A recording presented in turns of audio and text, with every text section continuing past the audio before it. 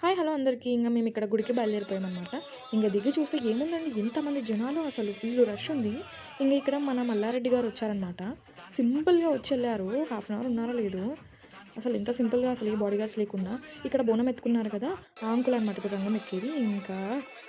జాతర అంటే మేకలు, కోళ్ళు బలి ఉండాల్సిందేగా. ఇక్కడ చూడండి ఎంత రష్ ఉందో అసలు. పోలీసులు ఈడ యాక్చువల్లీ కింద పోలీసులు బానే ఉన్నారు. ఓకే. లైన్ పరంగా బానే క్యూలో వెళ్ళనిస్తున్నారు గానీ, మీద అండి ప్రదక్షిణాలు చేసే దగ్గర ఎప్పుడూ అంతే అండి. ఎంత రష్ ఉంటదో అసలు ఒక్కరికి కూడా అక్కడ మెయింటెనెన్స్ లేదనమాట మీదంతా.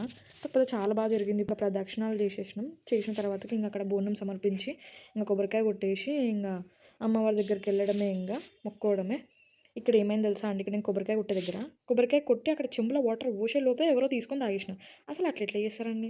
అసలు అమ్మవారిని చూడ్డానికి 2 కళ్ళు సరిపోలేదండి. అంత బాగుంది అమ్మవారు. అసలు ఎంత బాగా అలంకరించారో అసలు. ఇంకా బ్యాక్‌గ్రౌండ్‌లో ఆ ఐస్‌కి ఎల్ఈడీ లైట్స్ పెట్టినట్టున్నారు ఐస్‌లో.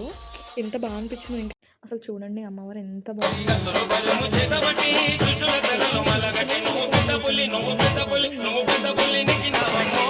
ఇక్కడ ఆ అంకులే రంగం ఎక్కారు.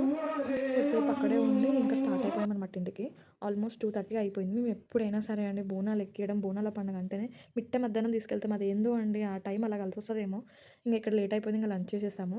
ఇది నెక్స్ట్ డే మార్నింగ్ అనమాట. టీ తాగేసి ఇంటికి బయలుదేరడమే. ఎంత సందడి సందడి ఉండేదంతా ఒక్కరోజుతో ఖాళీ అయిపోతది కదండీ.